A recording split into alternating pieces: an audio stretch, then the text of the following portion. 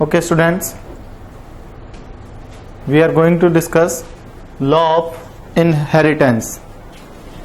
Last video हम discuss कर चुके हैं first law of inheritance, law of dominance. हमने 3 रूल्स के बारे में बात की थी. 3 लॉज थे लॉ ऑफ इनहेरिटेंस के. फर्स्ट लॉ था law of dominance, second law था आपके law of segregation and law of purity of gametes, and third है law of independent assortment. Clear है? तो फर्स्ट लॉ जो है वो हम क्लियर कर चुके थे, जो कि लॉ ऑफ डोमिनेंस होता है, जिसके अंदर हम होमोजाइगस कंडीशन के अंदर बात करें, 2 एलील्स को अगर हम क्रॉस करते हैं तो जो F1 जनरेशन मिलती है उसके अंदर एक हेटेरोजाइगस जो है वो टॉल प्लांट जो है वो रिजल्ट के तौर पर जो है वो हमें मिलते हैं. क्लियर है? तो उसके अंदर जो F1 जनरेशन है, F1 जनरेशन के अंदर जो कैरेक्टर्स अपने आप को एक्सप्रेस करता है उसे कहा जाता है आपके डोमिनेंट कैरेक्टर, और जो कैरेक्टर अपने आप को एक्सप्रेस नहीं कर पाता है, रिसेसिव हो जाता है, उस कैरेक्टर को कहते हैं रिसेसिव कैरेक्टर्स. क्लियर है? तो वो तो हमने बात कर ली थी लॉ ऑफ डोमिनेंस के अंदर. सेकेंड लॉज की हम बात करते हैं लॉ ऑफ सेग्रीगेशन और law of purity of gametes. इसको law of purity of gametes के नाम से भी जो है वो जाना जाता है.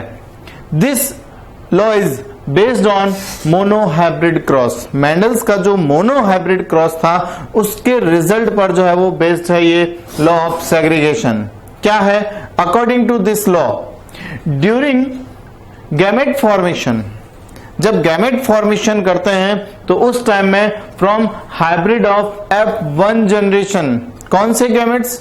जो F1 जनरेशन का हमें हाइब्रिड मिला है, अभी मैं एग्जांपल से आपको बता रहा हूं, F1 जनरेशन का जो हाइब्रिड है उससे जब गैमेट फॉर्मेशन होते हैं तो जो दोनों एलील होते हैं वो आपस में कंटामिनेट नहीं हो पाते हैं. इट मींस वो अपने आप को कह सकते हैं कि सेग्रीगेट कर लेते हैं.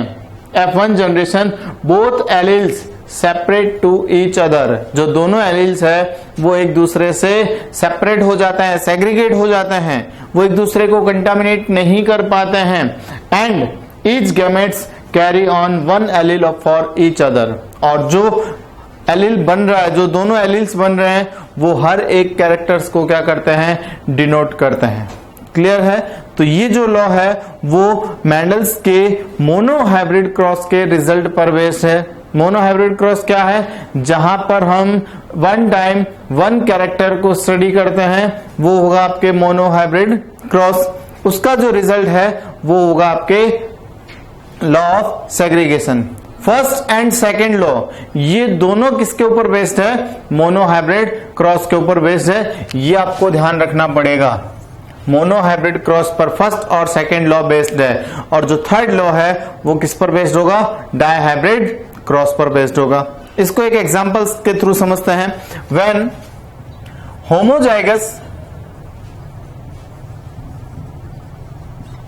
होमोजाइगस टॉल और होमोजाइगस ड्वार्फ प्लांट को जब हम क्रॉस करते हैं, होमोजाइगस एलील को जब क्रॉस किया जाए, एक टॉल प्लांट है एक ड्वार्फ प्लांट है, जब इन दोनों को क्रॉस किया जाता है तो F1 जनरेशन के अंदर देखिए यहां से गैमेट फॉर्मेशन होगा, सिंगल टी निकलेगा, यहां से गैमेट फॉर्मेशन होगा, सिंगल टी निकलेगा. ये दोनों आपस में क्रॉस्ड होंगे, और क्रॉस्ड होने पर क्या बन रहा है? Capital T small T. ये तो आपके क्या बन गई थी? F1 generation, first filial generation, जो हम डिस्कस कर चुके हैं. इसके अंदर क्या हो रहा है? आपके एक कैरेक्टर डोमिनेंट कैरेक्टर होगा जो अपने आप को एक्सप्रेस कर रहा है, और सेकंड कैरेक्टर जो है वो क्या है? रिसेसिव कैरेक्टर है, जो प्रेजेंट होने के बावजूद भी जो है वो अपने आप को एक्सप्रेस नहीं कर पा रहा है. क्लियर है? ये तो हो जाएगी आपके फर्स्ट फिलियल जनरेशन. इसे हम कहते हैं हाइब्रिड. हाइब्रिड विगर कह सकते हैं, बिकॉज ये क्या है? ये प्योर टॉल और प्योर ड्वार्फ प्लांट का क्या है? हाइब्रिड है. इन दोनों का कॉम्बिनेशन है. जब F1 जनरेशन को जब नेक्स्ट फिलियल जनरेशन के लिए जब इसको यूज किया जाए तो गैमेट फॉर्मेशन के टाइम में जो दोनों एलील्स है वो क्या हो जाते हैं? सेपरेट हो जाते हैं. देखिए ये F1 जनरेशन, ये F1 जनरेशन का प्लांट, इसको वापस F1 जनरेशन प्लांट से ही क्रॉस्ड किया जाए। न्यू ऑफ स्प्रिंग्स प्रोवाइड करने के लिए इन दोनों का क्रॉस किया जा रहा है। ये हो जाएगा आपके फीमेल, ये हो जाएगा आपके मेल। इन दोनों को जब क्रॉस करें तो क्या होगा, देखिए यहां से दो गैमेट बनेंगे, यहां दोनों सेम थे इसलिए सिंगल गैमेट बन रहा है, यहां पर दोनों डिफरेंट है तो यहां पर टू गैमेट्स बनेंगे, एक बनेगा कैपिटल टी, एक बनेगा small T, same capital T and small T. तो देखिए गैमेट फॉर्मेशन के टाइम में क्या हो गए, सारे एलिल्स सेपरेट हो गए, इसीलिए हमने इसको क्या कहा, law of purity of gametes. सारे जो गैमेट्स है वो सेपरेट हो रहे हैं, एलिल्स जो है वो सेपरेट हो रहे हैं। अब इसकी जो है वो F1 जनरेशन कह सकते हैं, नेक्स्ट जनरेशन या नेक्स्ट फीलियल जनरेशन जो है वो हम फाइंड करते हैं। तो हम एक चेकर बोर्ड बनाते हैं।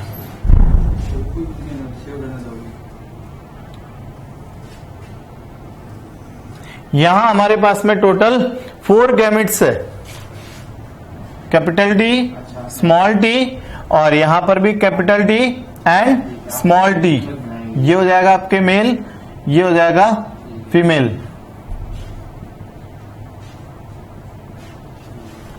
ओके, तो अब इनको हम क्या करते हैं, एक चेकर बोर्ड मेथड्स के थ्रू जो है वो क्रॉस करते हैं। कैपिटल टी को कैपिटल टी के साथ क्रॉस करेंगे तो क्या बना, टॉल प्लांट। कैपिटल टी को स्मॉल टी के साथ क्रॉस करें, कैपिटल टी स्मॉल टी बना, और इस स्मॉल टी को इस कैपिटल टी के साथ क्रॉस करें, क्या बना, कैपिटल टी स्मॉल टी, और स्मॉल टी को स्मॉल टी के साथ क्रॉस किया, क्या बना, small T small T. It means ये तो क्या है, प्योर टॉल, और ये है प्योर ड्वार्फ, और ये दोनों क्या है, हाइब्रिड टॉल होंगे। इट मींस F3 जनरेशन के अंदर, नेक्स्ट फिलियल जनरेशन के अंदर क्या होता है, सारे गैमेट्स जो है इसे हम F2 जनरेशन कह सकते हैं। सॉरी, ये F2 जनरेशन होगी, सेकेंड फिलियल जनरेशन। तो सेकेंड फिलियल जनरेशन के अंदर सारे कैरेक्टर्स क्या हो रहे हैं, सेपरेट हो रहे हैं। तो इसे हम कह सकते हैं लॉ ऑफ सेग्रीगेशन। सारे सेपरेट, देखिए प्योर टॉल प्लांट्स भी है, प्योर ड्वार्फ प्लांट्स भी प्रेजेंट है, और हाइब्रिड टॉल प्लांट्स भी जो है वो क्या है इसके अंदर प्रेजेंट होते हैं। तो इस लॉज को आप लॉ ऑफ सेग्रीगेशन और law of purity of gametes के नाम से भी जो है वो जान सकते हैं। क्लियर है? तो ये था आपका second law, law of segregation. Third law जो है वो हम नेक्स्ट वीडियो के अंदर बात करेंगे। थर्ड लॉ होगा आपके लॉ ऑफ इंडिपेंडेंट असॉर्टमेंट, जो कि डाई हाइब्रिड क्रॉस पर क्या है बेस्ड होगा। मेंडल्स का जो डाई हाइब्रिड क्रॉस का जो रिजल्ट है उसके बेस्ड पर जो है वो डिपेंड होगा। देखिए ये जो F2 जनरेशन प्रेजेंट है, इस F2 जनरेशन के अंदर आपको एक तो देखना है फिनोटाइपिक रेशियो,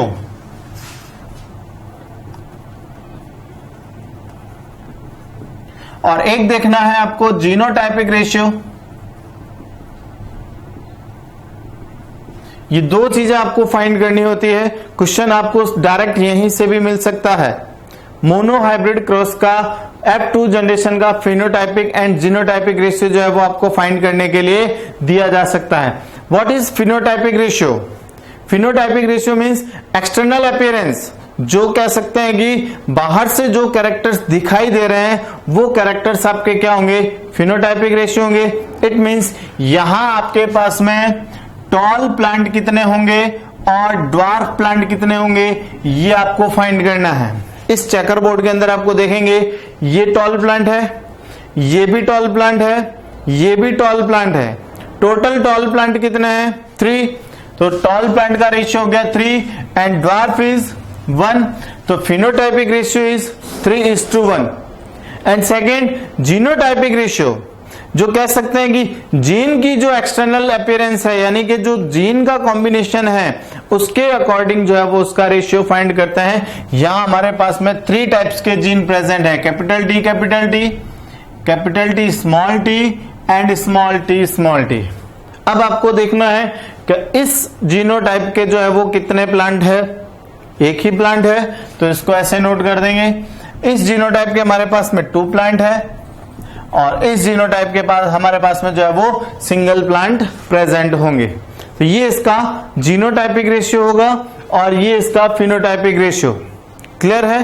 तो ये जो दोनों रेशियो होंगे वो किसके बेस्ड पर होंगे? मोनोहाइब्रिड क्रॉस के ऊपर जो है वो बेस्ड होंगे। ठीक है, तो नेक्स्ट वीडियो के अंदर हम बात करेंगे थर्ड लॉ के बारे में।